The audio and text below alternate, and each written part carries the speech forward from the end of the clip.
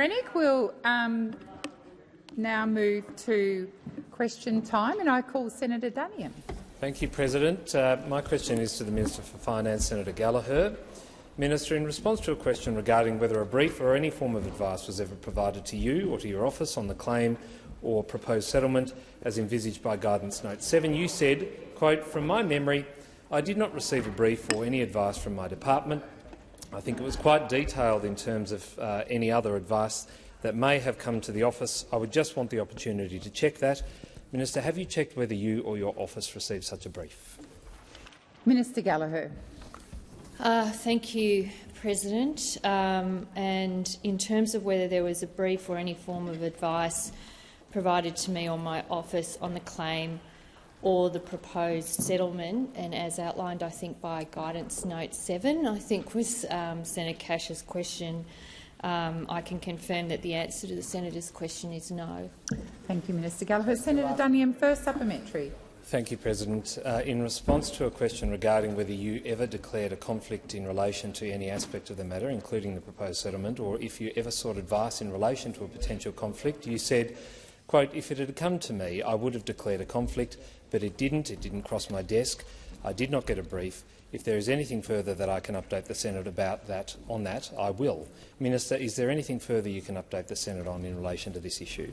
Thank you, Senator Duniam. Minister Gallagher. No, I refer you to the answer I gave last week and the answer I've just given now. I did not receive any brief, including as envisaged by Guidance Note 7, and I did not. So I had no conflict to declare.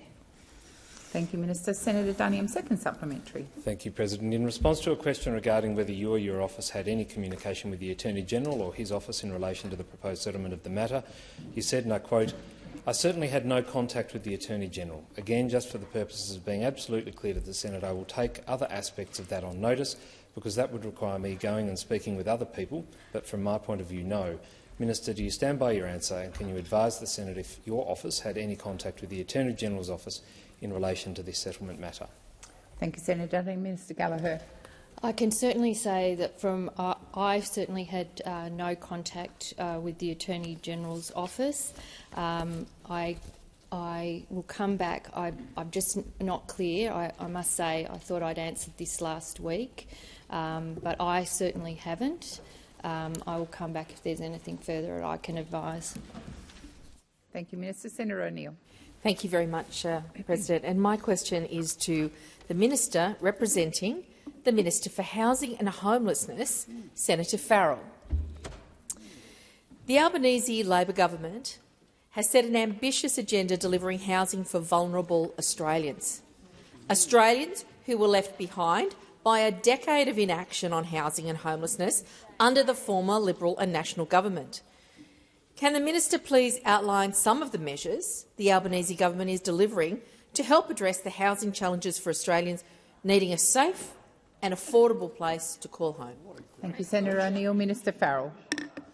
Thank you, President, and can I thank Senator O'Neill for her question and her deep interest in this issue. The Albanese government wants every Australian to have the security of having a roof over their head.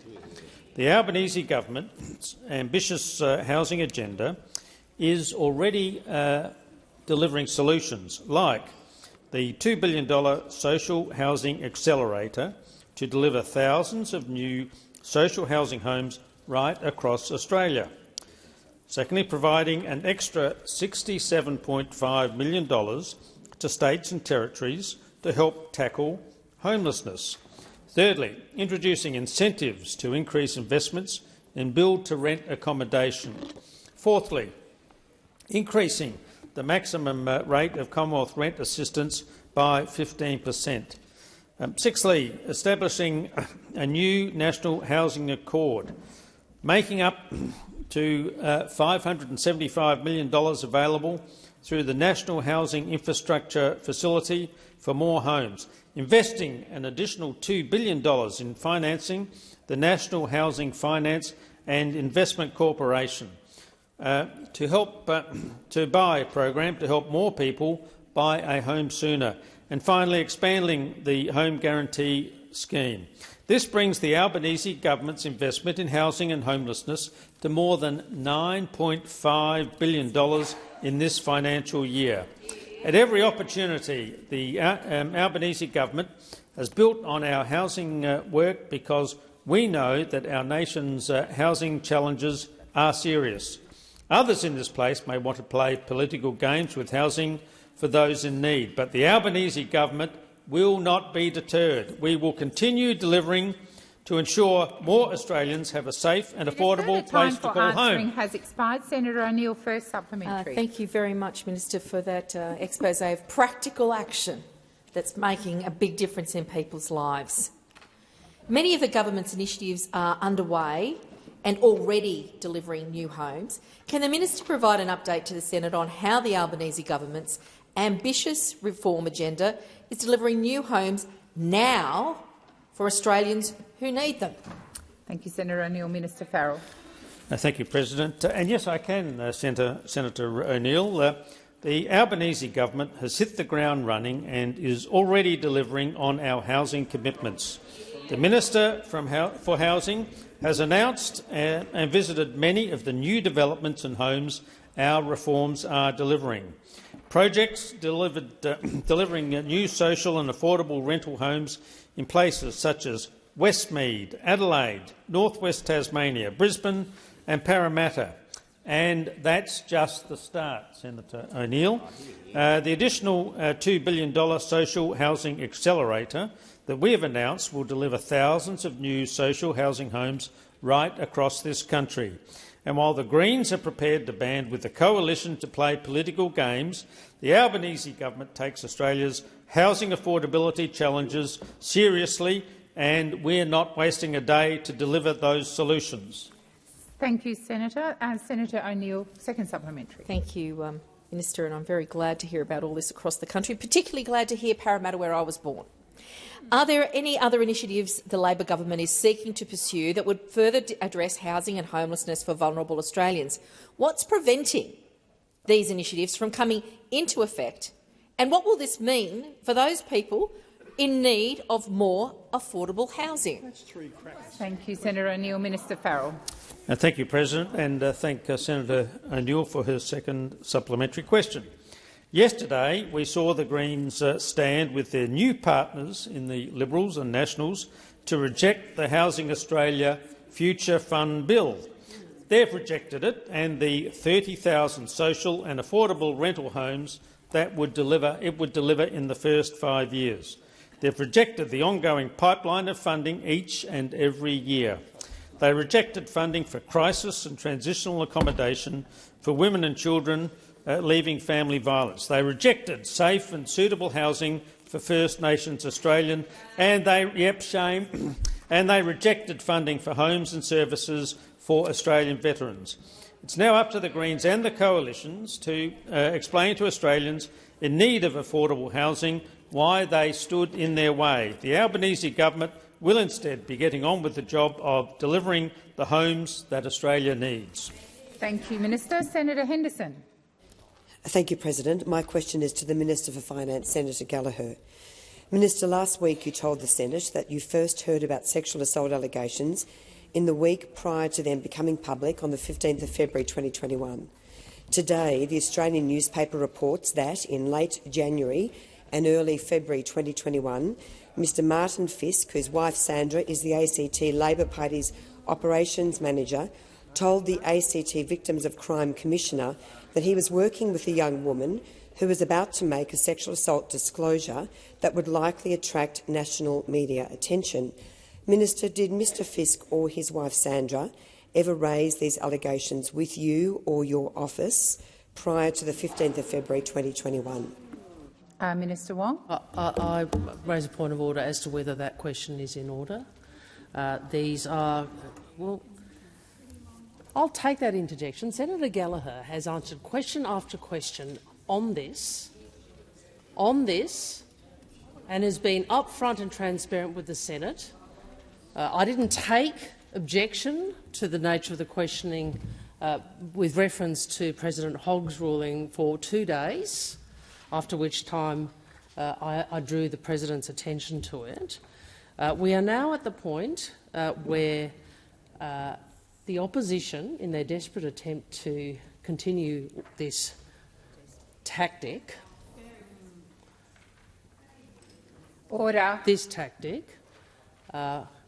despite what the DPP has said about Ms Higgins' mental state at the conclusion of her trial, we are now at the point where we're being asked about conversations, alleged conversations, about which the minister has made no statement, and I respectfully submit the question is not in order. Senator Birmingham. President, in relation to the point of order by Minister Wong, it is clearly in order for, as President Hogg's ruling makes clear and subsequent rulings have, a minister to be asked about statements they have made as a minister, and in particular to be asked about statements they have made as a minister in this chamber. This question was premised first and foremost by referencing Senator Gallagher's question, by referencing Senator Gallagher's statement. I'm sorry, please resume your seat. Order on my left and my right. Senator Birmingham, please continue. Thanks, President. This question was premised first and foremost by referencing Senator Gallagher's statement to the Senate last week, and as has been the case with questioning in relation to this, they are seeking to ascertain the veracity of those statements, given the deep concern about the minister having potentially misled the chamber. That, President, is the basis upon which these questions have been asked, and where this question is presented, testing the statement of the minister to the Senate in her capacity as a minister.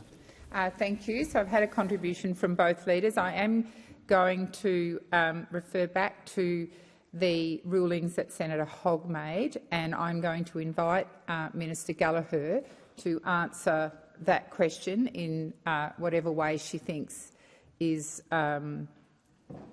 relevant. Minister Gallagher. Thank you, President. And I have tried over the last week and a bit, and indeed longer than that in relation to the media, to be accountable and helpful to the Senate.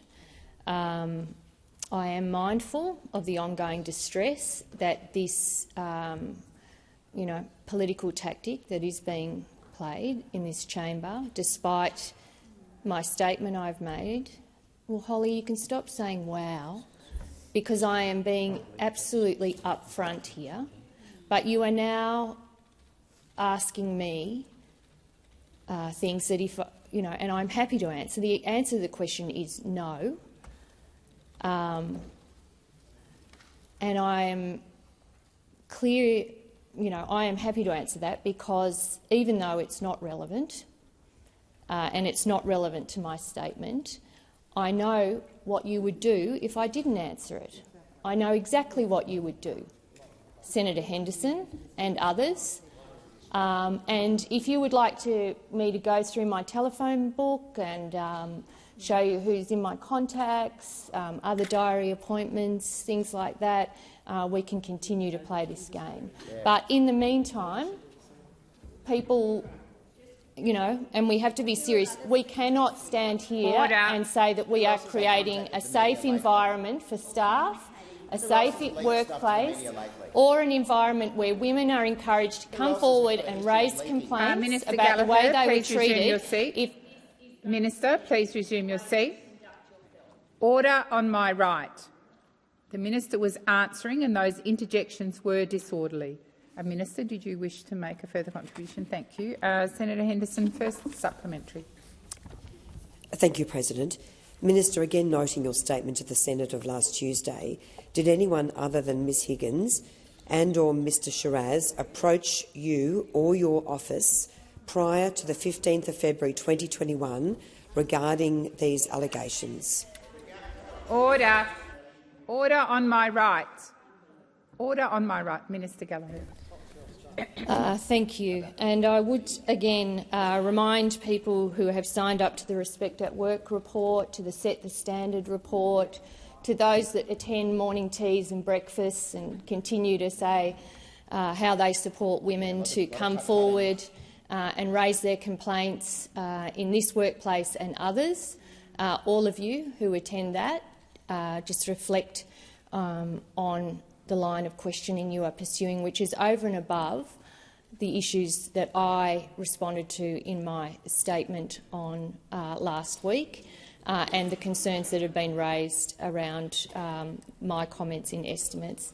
The answer to the question is no. I'm continuing to answer them because I know exactly what will happen if I don't. But I would also say there are some other questions that need answers in this place, which is how did text messages get leaked?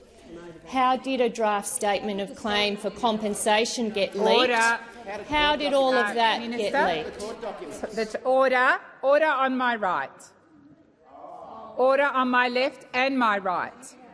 Senator Wong. Senator Wong. Order.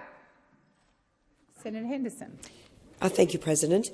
Minister, last week you also told the Senate that you did absolutely nothing with the information provided. Prior to the 15th of February 2021, did you discuss any of the information with anyone other than Ms Higgins or Mr Shiraz? Minister Gallagher. I refer you to the statement I made and the questions that I've answered in the past week. Thank you, Minister Gallagher. Senator Whish-Wilson. Thank you, President. My question is to Senator Wong on behalf of the Environment Minister. Plastic pollution in our oceans is one of the world's biggest environmental problems and challenges. The problem is getting worse, not better, largely because plastic packaging production is unregulated around the world. Minister, in recent weeks, negotiations for a global plastics treaty to eliminate plastic pollution from our environment took place in Paris.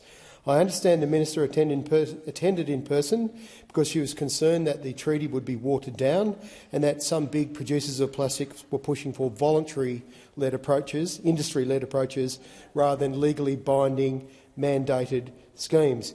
Can you please update the Senate on the outcomes of these recent treaty negotiations? Thank you, Senator Whish-Wilson. Minister. Thank you, Senator Whish-Wilson. I do recall the minister making a public statement about that, and I think I probably signed off on the credentials for the delegation. I don't have a brief in front of me that goes in detail to some of the questions you asked, so I will ask the Environment Minister to give me some advice in order to if needed, in order to add to my answer. It is correct to say that the minister did attend the discussions in relation to the development of a global treaty to end plastic pollution by 2040. I understand both publicly and in terms of the advice I've been given now that it was Australia's position that the treaty should be legally binding and include strong targets. That is also a view that is shared, as Senator Whish-Wilson would know, by many of our Pacific neighbours. And if I may, if you'll indulge me with just a small anecdote, when I was younger and used to do a lot of scuba diving in Southeast Asia, it was bad then, and I can only imagine it's got a lot worse since. Having said that, I don't have an update as to precisely what the conduct of the negotiations yielded. I will obtain advice on that, Senator Whish-Wilson, but I would make the point that we do have an Environment Minister in Ms Plibersek who is deeply committed to ensuring that in government we do all that we are able, whether it's in relation to plastics or more broadly the repair of nature, and is committed to making sure there is a measurable difference as a consequence of the work she is doing to our environment. Thank you, Minister. Senator Whish-Wilson, first supplementary. Thank you, Minister Wong. Respectfully, isn't it a bit rich for our government to be taking a leadership position in these global negotiations on a legally binding global plastics treaty, while we still have big business in Australia driving voluntary waste and reduction schemes which I point out have failed miserably over more than 20 years to achieve any of their objectives? Thank you, Senator Whish-Wilson. Minister. First, I would say that we know after a decade of those opposite that we are in a far worse situation than we were over 10 years ago. I think in the last decade, or just over a decade, we've seen plastic waste double between about 2010 and 2021. I agree with you, Senator Whish-Wilson, that the voluntary targets and design guidelines aren't doing what we would want them to do. And I'm advised that Minister Plibersek at a recent Environment Ministers meeting obtained agreement with the states that packaging would be subject to strict new government rules aimed at cutting waste and boosting recycling. This is in order to help make sure packaging waste is minimised in the first place, and where packaging is used, it is designed to be recovered, reused or recycled. Thank you, Minister. The time for answering has expired. Senator Whish-Wilson, second supplementary. Thank you, President. Minister, the Albanese government is in consultation stages of a potential mandatory or legally binding scheme for packaging in Australia. Given you will be consulting with the big packaging and retail businesses that are the cause of this plastic pollution, and may I say also are big donors to your political party, will you confirm to the Australian people and commit to regulation that holds them to account and actually makes a difference? Thank you, Senator Whish-Wilson. Minister Wong. Well, it's almost impossible, isn't it, to get a Greens question without a suggestion that somehow government policy is changed because of political donations. And you may think that, but that is not how we operate. That is not how we operate. And it is possible. It is possible, as I said to past Senator Milne, when she and I were contesting over the carbon price, I said to her, you know, it is just possible we may just not agree. We may just not agree with your position.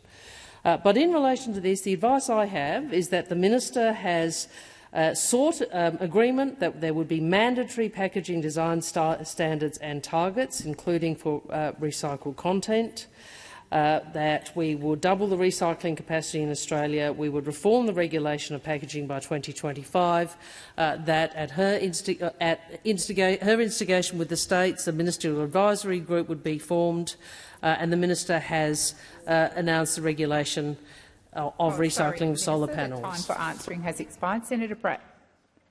My question is to the Minister for Women, Senator Gallagher. Minister, the Albanese government's $2 billion investment in social housing accelerator program is a significant commitment to improving housing outcomes for Australians. So we all know that housing is one of the most important policy areas right now, after a decade of neglect by the coalition government. Given that women, particularly single mothers, are disproportionately affected through housing insecurity, could the minister elaborate on how this investment will specifically benefit women and contribute to addressing the housing challenges they face? Minister Gallagher. Thank you, and I thank Senator Pratt for the question.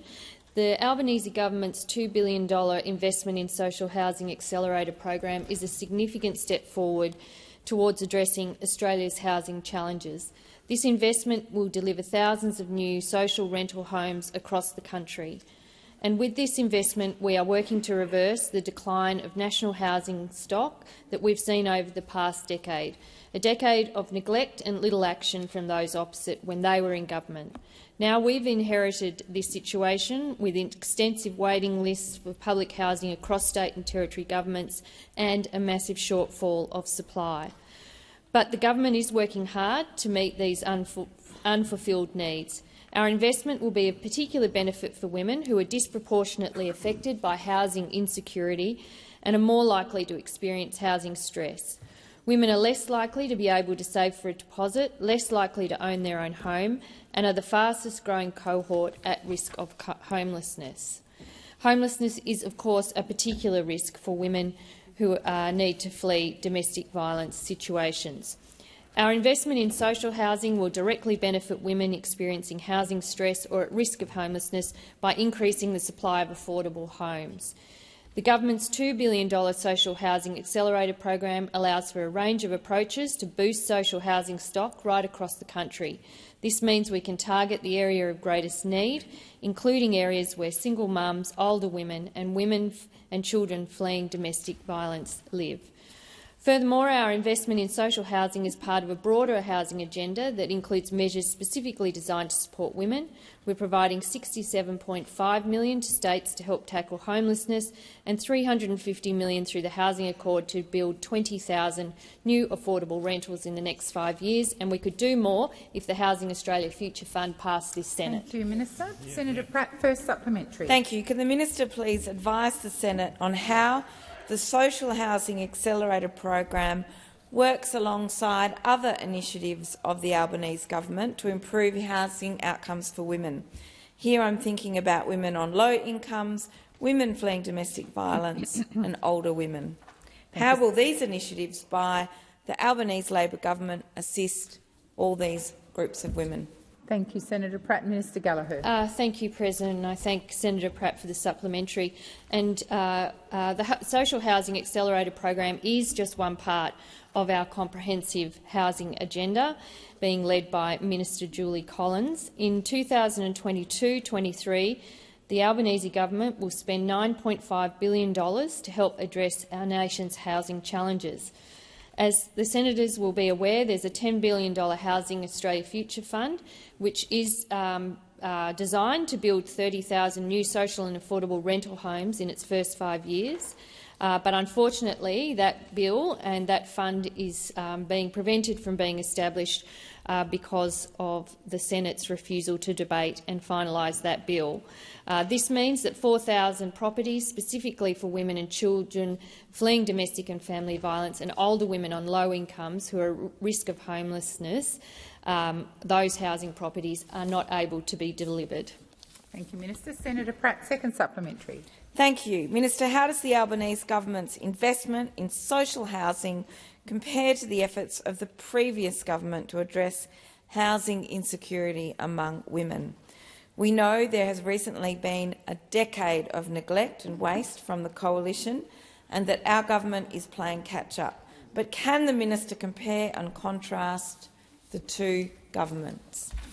Thank you, Senator Pratt. Minister Gallagher. And I thank Senator Pratt for the supplementary. Well, in the Albanese government, there is a government that's interested in social housing, that's interested in making sure that we work with the states and territories to respond to the significant challenges being faced across the country when it comes to housing affordability and access to affordable rental properties. And that is in contrast to the way that the former government engaged with states and territories on the housing agenda.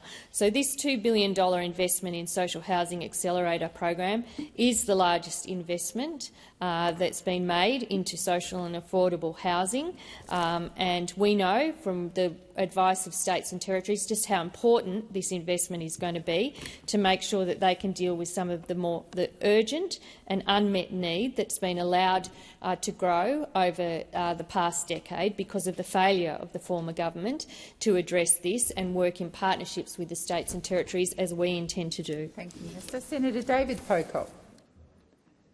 Thank you, President. I have a question to the Minister representing the Minister for Housing, Senator Farrell. When will the government release an issues paper and commence consultation on the National Housing and Homelessness Plan? This was a Labor election commitment, and with the delay to the Housing Australia Future Fund package of bills, how will the government deliver on its commitments under Outcome 9 of the Closing the Gap statement? Thank you, Senator Pocock. Minister Farrell. Thank you, President. And can I thank Senator Pocock for his question? And I heard you on the ABC radio just before I did the Bevan show this morning in Adelaide, and can I congratulate you on your comments and your sensible, progressive attitude to this, which contrasts so dramatically with the Greens and their allies, the coalition. Well,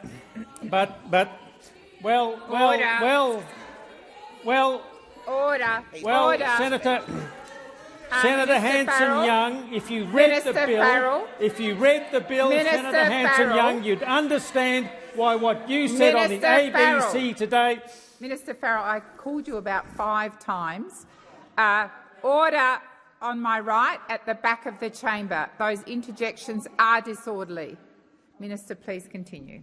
Thank you, President. And I'm running out of time here, but I will answer the very sensible question by Senator Pocock.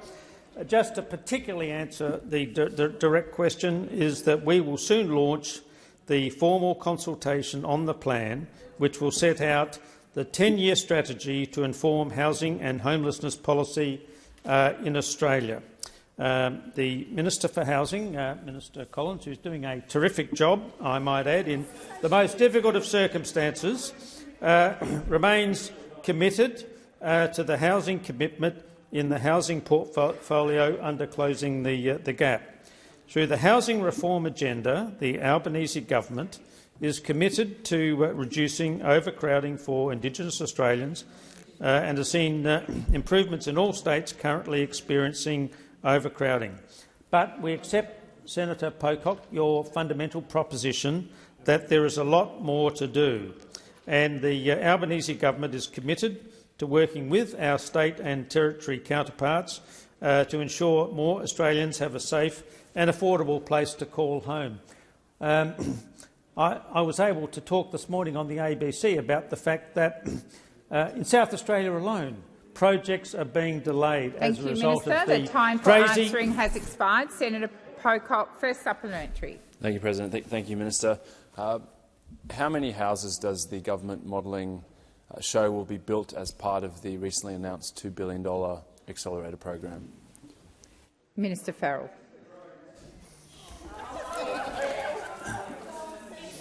Thank you. Minister, please resume your seat. Order. Order. Order. Senator Ayres. The minister was on his feet. Minister, please continue. Thank you, President. Well, the $2 billion social housing accelerator project, which the government announced on the weekend, will deliver thousands of new social homes right across Australia. This investment will build more housing for more Australians in more parts of our nation, and this, of course, includes... Senator Farrell, please resume your seat. Order across the chamber. Order. Minister Farrell. Thank you, President. Thousands. It's going to deliver thousands of new social homes across Australia. I can't be any more specific than that.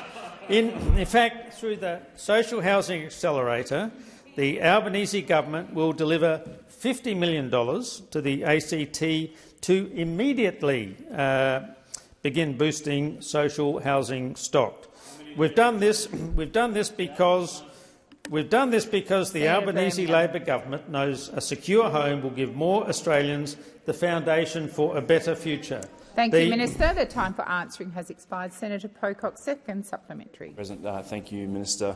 Will the government continue to negotiate with the Greens and bring back the Housing Australia Future Fund package of bills after the winter break? Order. Order. Order across the chamber. Senator Wong. I'm going to call the Minister. Thank you, President, and thank you for your second supplementary question, Senator Pocock. Well, the future of this bill now is entirely in the hands of the people over there and the people down there. Now, I described yesterday, I think accurately, this... Yes? Oh, beg your pardon, Senator Pocock. I'm just interested if the government will on answering the question, will bring it back. I'm conscious there's 40 seconds left. Yeah, and I believe the minister was beginning to answer that question, Senator Pocock. I'll continue to listen. Minister Farrell. Thank you, President. And we will bring this back as soon as we understand that either the Greens come to the senses or the coalition change their attitude. Order. And we can get this through. There's no point wasting. There's no point. I know the Greens are really upset and embarrassed by the decision to line up with the coalition. But the moment we get clarity that the Greens are going to back this legislation, it's going to be back here, because I know, Senator Pocock, that you've got the common sense to support this legislation. If only the Greens had the same common sense. The time for answering has expired. Order. Order.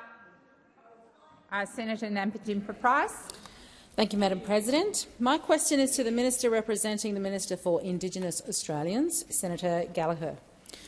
One of the key architects to the government's Voice to Parliament, Thomas Mayo, says First Nations groups should punish politicians that ignore our advice. Does the Minister agree with this statement? Thank you, Senator Nampijinpa-Price. Minister Gallagher.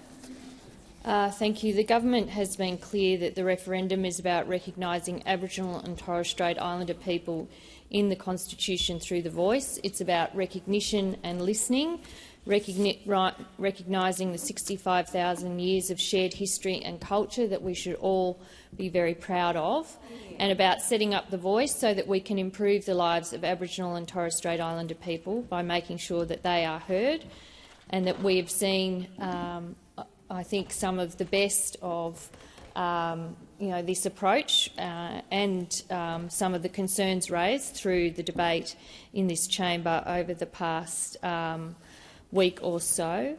But I think all of us, now that that bill has passed, need to proceed on the debate, on the discussion about the referendum with respect and care for each other. And seize the opportunity that comes from the generous statement, the Uluru Statement from the Heart, about working together for a better future. That is something that the government is keen to do. We are focused on it. Please resume your seat. Senator Canavan. Madam President, just a point of order on relevance. The question was very clearly related to some particular comments reported this week. I don't think the Minister's gone anywhere near responding to those at this stage. Thank you, Senator Canavan. Minister Wong. Thank you. On the point of order, I would also make the point that Senator Gallagher is appropriately responding within the portfolio she represents to what has been put to her. It is. I appreciate that those opposite wish to go after people outside of this chamber. But that is actually not within her portfolio. She is responding appropriately within the portfolio she is representing.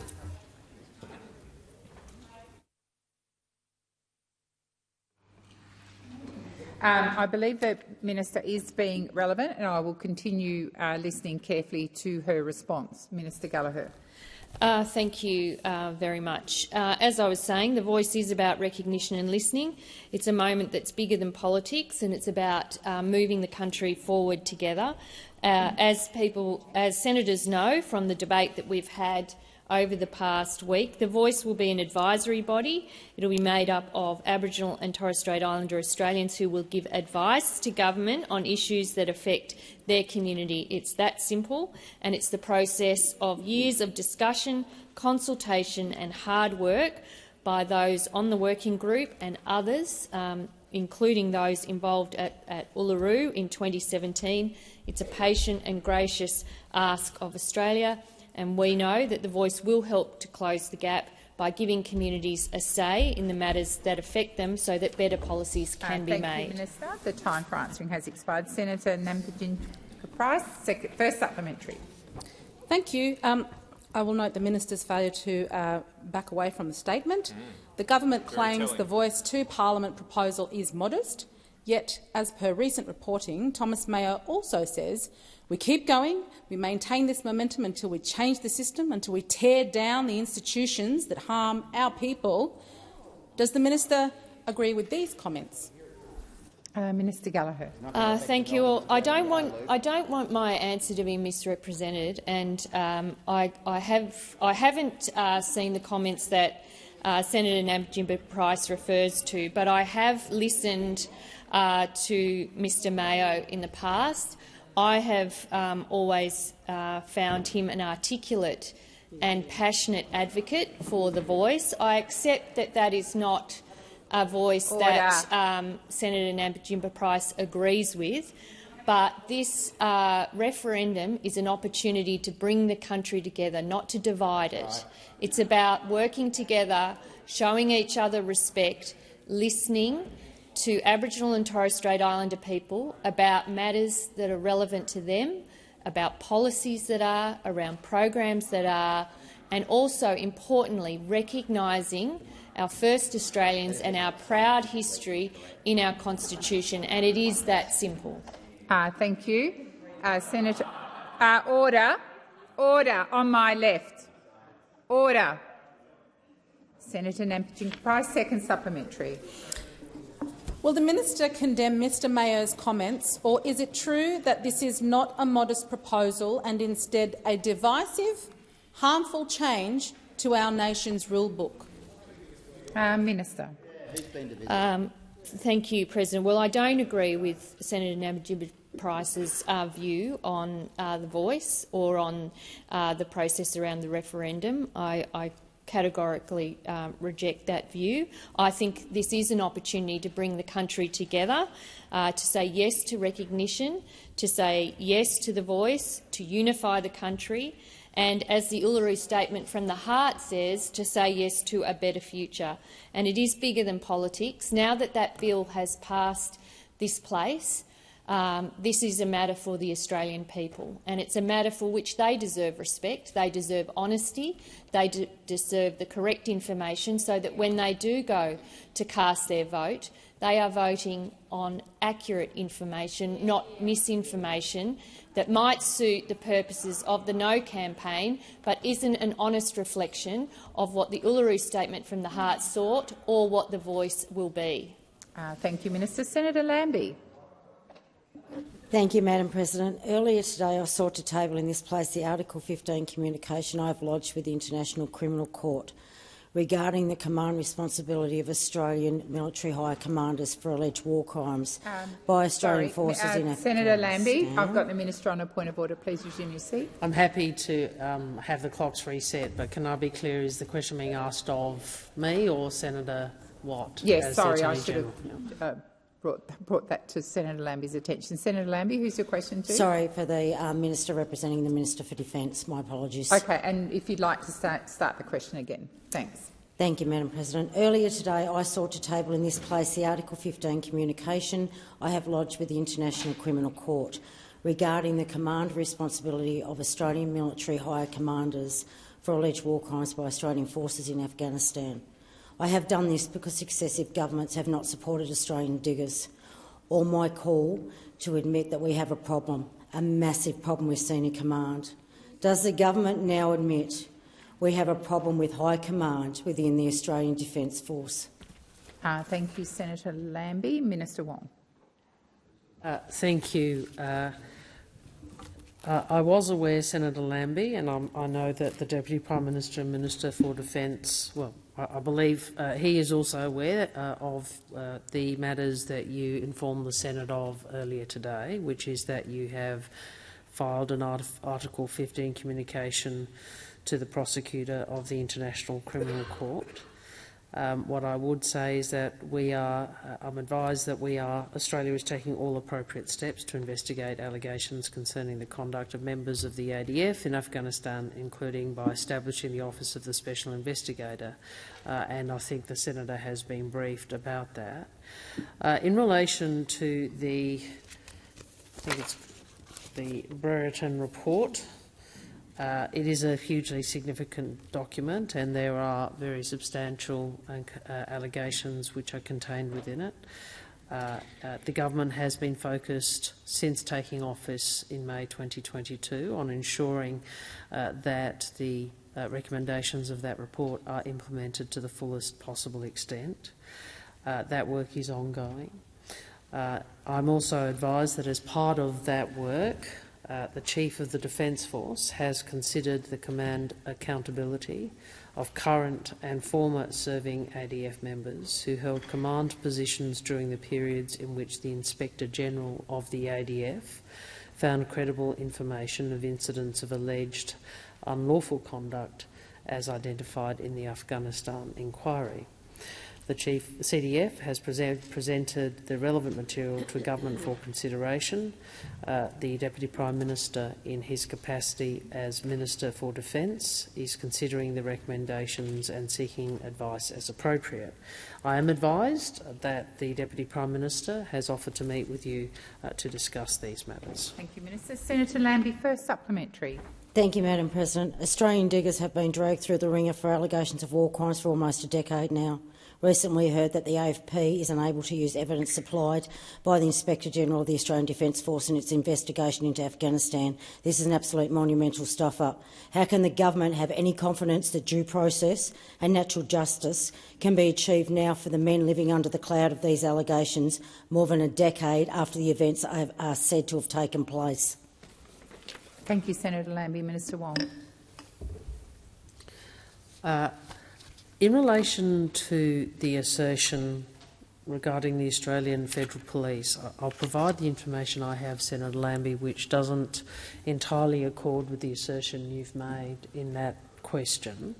I'm advised that the Office of the Special Investigator is working with the Australian Federal Police to investigate relevant allegations. I am advised that the OSI remains focused on conducting its work expeditiously, thoroughly and fairly. Those working on these matters are obviously conscious of the importance of Australia's national interests and this is the issue which Senator Lambie is particularly concerned about, and rightly so, the potential impact on those affected by investigations. I understand this was traversed at Senate estimates on the 23rd of May 2023, and the OSI's Director-General made clear a number of investigations are ongoing, and where appropriate, briefs of evidence will be referred to the Commonwealth Director of Public Prosecution for consideration. Minister, the time for answering has expired. Senator Lambie, second supplementary.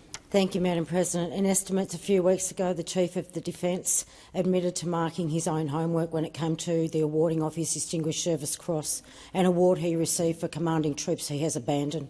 Unsurprisingly, General Campbell judged himself to be fit to wear that award. Will the government once and for all review General Campbell's award and strip him of his medal and finally issue him with a notice to show cause for removal from his command? Thank you, Senator Lambie. Minister Wong.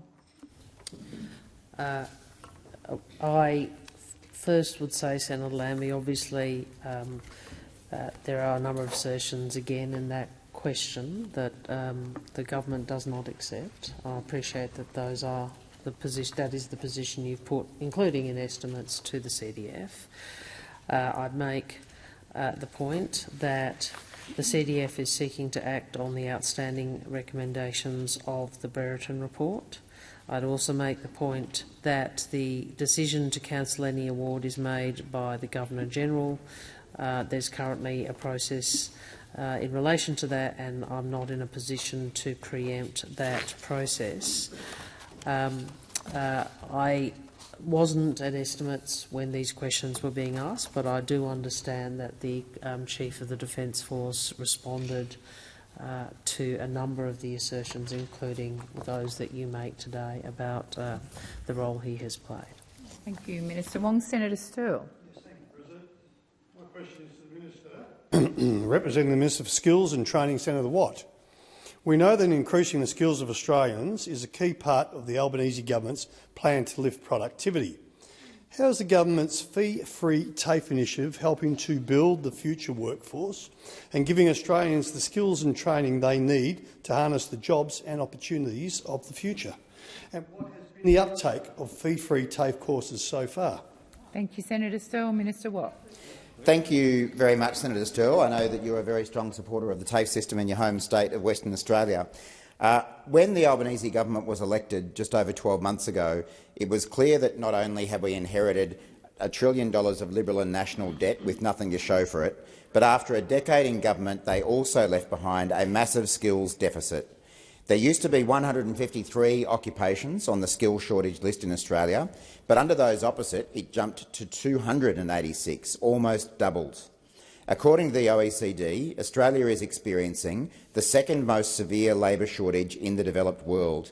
It is an embarrassing legacy of a decade of coalition government. Projections are that 9 out of every 10 new jobs over the next 5 years will need a post-school qualification. The Albanese government recognises the urgency of the skills crisis facing our nation. Strong and accessible higher education and vocational education and training sectors are crucial to tackling this skill shortage. It's also vital to boosting Australia's productivity. Our government has a plan to make our economy stronger and more productive so that we can lift incomes and lift living standards, because we don't want Australians to have to work harder for less money. That's why we took immediate action after the election by bringing together Australians, unions, employers and civil society at the Jobs and Skills Summit, and by working with state and territory governments to fund 180,000 fee-free TAFE places in 2023. I'm pleased to update the Senate that in the first quarter of 2023, the Albanese government has supported over almost 150,000 Australians to enrol in fee-free TAFE. The most popular courses have been in skills priority areas like early childhood education, nursing, support work, cybersecurity and construction. We've also seen a strong uptake by women, while more than 25,000 students currently enrolled in fee-free TAFE are from households that speak a language other than English at home. This marks the start of a once-in-a-generation reform of the TAFE and VET sector. Has expired. Senator Sterle, first supplementary. Thank you, President. We know access to education and training for students and workers to reskill or upskill in areas of demand can be life-changing.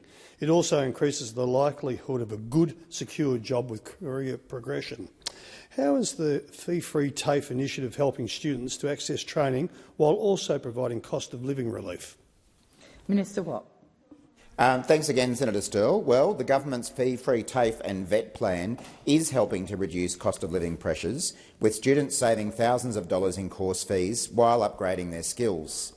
To give you a few examples, students undertaking a Diploma of Early Childhood Education and Care in Victoria are up to $8,700 better off.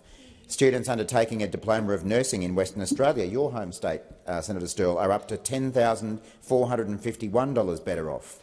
Students studying a Diploma of Building and Construction in South Australia are up to $10,600 better off. Students undertaking a Diploma of Information Technology and Cybersecurity in New South Wales are up to $4,060 better off with fee-free TAFE. Students undertaking a Diploma of Agriculture in my state of Queensland are up to $4,500 better off, and it's the same throughout the rest of Australia. Tasmania, landscape construction, over $2,000 better off. Cybersecurity in the ACT, over $3,000 better off, and the Northern Territory, over $3,000 better off in school-based education has support. Expired. Senator Sterle, second supplementary. Thank you, President. Minister, we know not everyone supports our plans to deliver cost-of-living relief to students and opportunities to train in areas of high demand. What has been the response to our fee-free TAFE policy? Minister. Senator Sterle, you would think that with the ability to deliver the skills that Australians need, productivity improvements that the economy needs and cost-of-living relief, you'd think that is something that everyone in this chamber could get behind. But according to the Deputy Leader of the Opposition and the Shadow Minister for Skills and Training, Ms Lee, fee-free TAFE is, quote, wasteful spending. I suppose it shouldn't be surprising, given the Coalition cut more than $3 billion out of the TAFE system since 2013. You can't take that much money out of TAFE and then complain about a skill shortage, but that's of course exactly what the Coalition are doing. When comparing the Treasurer's budget speech and the Opposition Leader's budget reply speech last month, it's very clear who actually cares about upskilling Australians. On this side, we spoke about creating 300,000 fee-free TAFE places to train Australians in critical and emerging sectors. The Opposition Leader didn't mention TAFE once. When they're in power, they cut TAFE. When they're out of power, they say it's wasteful spending. Thank you, Minister. We're getting on with the job. The time for answering has expired. Senator McGrath. Thank you. My question is to the Minister representing the Treasurer, Senator Gallagher. The release earlier today of minutes from the last Reserve Board meeting show that the Board assessed, and I quote, finely balanced arguments when it decided just three weeks after the Albanese government's second budget on a 12th interest rate increase.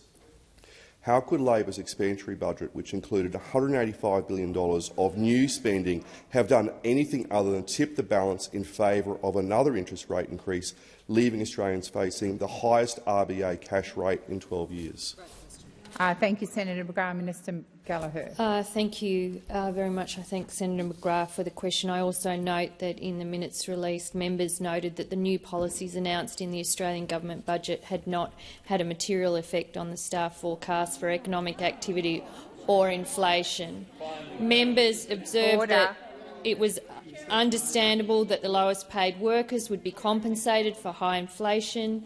There was a whole range of issues noted in this statement, but consistent with the evidence that the Governor gave at estimates, consistent with the evidence that the Secretary-Treasury gave at estimates, the budget actually took pressure off inflation. And it did so through the Energy Relief Price Plan, which those opposite opposed. And this was a carefully calibrated budget. We had to do a number of things in this budget. We had to clean up some of the terminating measures that were dropping off where funding wasn't going to be provided any longer. We had to provide cost of living relief where we could make investments into Medicare and the care economy, where we could support women, and where we could also make sensible investments into those growth opportunities for the future, but where those investments didn't add to inflation. The evidence from economists, the evidence from the Governor, the evidence from the Secretary-Treasury, the detailed budget papers, all of that is consistent with the minutes that have been released today. And inflation is the key economic challenge. We understand how it impacts on households, how interest rates impact on households, but also how high prices impact on households, which is why it's so important that the budget work alongside the efforts of the Reserve Bank to bring the inflation rate back to target range, which is exactly what this budget sought to do. Thank you, Minister. Senator McGrath, first supplementary. Thank you. With inflation having a 7 in front of it for 3 quarters under the Albanese government and cost of living running out of control, how could Labor's removal from the budget fiscal strategy of the objective to immediately address inflation have done anything other than tip the balance in favour of another interest rate increase, leaving Australians facing the highest RBA cash rate in 12 years? Thank you, Senator McGrath. Minister Gallagher. Thank you. Well, of course, the highest quarter of inflation was in the March quarter of last year, which actually was the end of your government, and the interest rate increases that we've seen commenced under your government. They are the facts. They are the facts. And what Australians know is that they have a government that is focused on— Minister Gallagher, please resume your seat. Order across the chamber. Minister, please continue. That is focused on responsible economic management, that's focused on making sure the budget is actually used as a vehicle for investing in the things we need to do now, but also in the things we need to do in the future, that we are looking sensibly at where our investments are going to make sure that they are timed in a way, and I take the interjection from that the entire budget was, and we went through this in estimates with Senator Hume, who also tried to run this line, a clear fiscal— thank you, Minister. The time for answering has expired. Thank you. Order. Order. Senator McGrath, second supplementary. In Senate estimates, it was confirmed that the Prime Minister has not received a briefing on the economic challenges Australia faces from the Treasury Secretary. Has the Prime Minister subsequently received a briefing? When will he prioritise his time and policies to addressing the cost of living crisis confronting millions of Australians? Order. Senator Wong. Order. Senator Wong. Order. Senator McGrath. Both of you, Senator Wong and McGrath. Minister Gallagher. Thank you. Well, that wasn't actually confirmed at Senate estimates. The Prime Minister has been repeatedly briefed, and the Secretary of Treasury also confirmed this through our standard processes, through ERC and other committee processes. It was made clear that the Prime Minister had been briefed, had been consistently briefed, was involved in all of those discussions. So it's just wrong to say that. And you would, for the first time, we actually have a Prime Minister that's doing his job, not taking everybody else's job, and leading a government whose sole focus is on how to manage the economic circumstances we currently live in. So, sit down. Order across the chamber. Minister Gallagher. Whose 150% focus is on making sure that this government is mindful of the lives of the Australian people. The time for answering has expired. Senator Payman. My question is to Minister representing the Minister for Climate Change and Energy, Senator Wong. The LNP twiddled their thumbs while their energy policy chaos saw dispatchable power leave the grid. The Albanese Labor government took urgent action to shield Australian families and businesses from the worst of global energy price spikes. Could the minister outline how the Albanese government is working to drive down household and business energy costs while also making homes and businesses cheaper to run? Good question. Minister Wong. Thank you, President, and thank you, Senator Payman. And I'm very pleased to get this question. And can I say at the outset, the senator asserts that those opposite twiddled their thumbs whilst in government. Well, it was worse than that, wasn't it?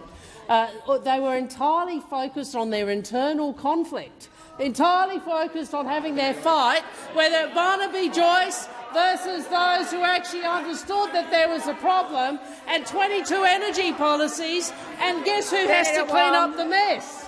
Order. Order on my left. Senator Cash, I've just brought your side to order. Minister Wong, please continue. 22 energy policies, a market which saw a reduction in dispatchable capacity, and then, to add insult to injury, who voted against energy price relief? The no-alition! The no-alition! Order! Now, that's who voted against energy price relief. Minister Wong! Minister Wong, please resume your seat. Order! Order! Order! Order. Minister, please continue. I know it's triggering for those opposite to realise that their tactics led them to the position where they have to say to the Australian people, we support higher prices. That's what those opposite were saying. We don't want to vote for price relief. And we will. I don't think Australians will ever forget. Order. Minister, please continue. I know it's difficult for those opposite to accept. We know that they suddenly had anxiety thereafter because they tried to pretend that they didn't actually vote against it when everybody knows they did. Well, unlike them, we are committed to doing the work to deliver cheaper, cleaner energy for Australians. And in less than 2 weeks, millions of Australians will start to benefit from energy price relief rebates, which those opposites opposed. 5 million households. 5 million households. 5 million households and 1 million businesses around this country. An Albanese government initiative. Order. An Albanese government initiative that we are delivering despite your opposition. Thank you, Minister. Order. Senator Payman, first supplementary. I thank the Minister for her response. In addition to those great Albanese Albanese government initiatives, the Small Business Energy Incentive will help up to 3.8 million small and medium-sized businesses save energy and save on their energy bills. Can the Minister please explain to the Senate what has been the response to this announcement from the Albanese Labor government? Minister Wong. Thank you. The Small Business Energy Incentive starts on the 1st of July, and that's an initiative of this government, and it will help 3.8 million businesses. I'm not sure if they voted against that one or whether they weren't able to actually vote against it because we were able to implement it. They might have if they could have, because they vote against pretty much anything. Business, Order. 3.8 million businesses will benefit from the 1st of July from this incentive. Senator Wong, please resume your seat. Repeated interjections are disorderly. I'm going to ask you to listen in silence and I'll call the Minister again. Minister Wong. Businesses with an annual turnover of less than $50 million will get an additional 20% tax deduction on spending that supports more efficient use of energy, helping small businesses make investments such as electrifying their heating and cooling systems, upgrading to more efficient fridges and installing batteries and heat pumps. The Australian Chamber of Commerce and Industry has praised the incentive, with Mr Wilcox correctly identifying its benefit as threefold: a triple dividend, lowering bills, emissions and the pressure on our energy systems as they transition. Thank you, Minister. Senator Payman, second supplementary. The Albanese Labor government is partnering with state and territory governments to provide up to $3 billion in electricity bill relief for eligible households and small businesses through the Energy Bill Relief Fund. How will Australians benefit from this measure, and how many Australians will benefit, Minister? Thank you, Senator Payman. Minister Wong. Thank you, and I thank Senator Payman for the question, and I can confirm that households across this country are benefiting from our intervention and the rebates announced. In New South Wales, families who receive the rebate will get a total saving of $843. Let's remember, that's a saving you didn't want them to have. An 8% decrease on what their bill was last year. In Victoria, families will benefit by approximately $555. Again, a saving you didn't want them to have. In Queensland, families will benefit by about $819. Again, a saving you didn't want them to have. The reality is 5 million households across this country will be eligible for... Senator Wong, please resume your seat. Order on my left. And Senator Watt, your interjections are disorderly. Minister, please continue. 5 million households across this country will benefit from the initiative of this government, and everyone knows those opposite voted against it, voted against price relief for Australians, and they stand condemned for their constant opposition to sound policy and sound intervention. And on that, President, I ask that further questions be placed on notice. Thank you. Thank you. I'm just going to make Senators. Yesterday, Senators Birmingham and Wong asked me to review the tape in relation to some questions. I've done that, and I thought it was you as well, Senator Birmingham, but I think it was just Senator Wong, so my apologies. So Senator Wong asked me to review questions from Senator Hume about the budget to assess whether her first supplementary questions were in order. The primary question asked whether recently announced payments were reflected in the budget, while the supplementary question went to budget assumptions about the cash rate. The Leader of the Opposition in the Senate, Senator Birmingham, suggested that both questions went to the accuracy of budget forecasts. With the benefit of that explanation, the connection between the questions is clear. However, I'm not sure that it was obvious from the questions themselves. I draw Senators' attention to the statements I made on the 1st of August last year, encouraging Senators to make the connections between the primary question and answer to the supplementary questions clear. Thank you, Senators. Senator Farrell. Thank you, President. In question time yesterday, I undertook to provide further information in response to questions asked of me by Senator Cox in my capacity as Minister representing the Minister for Resources. I've written to Senator Cox to provide additional information, and I table my letter for the information of all senators.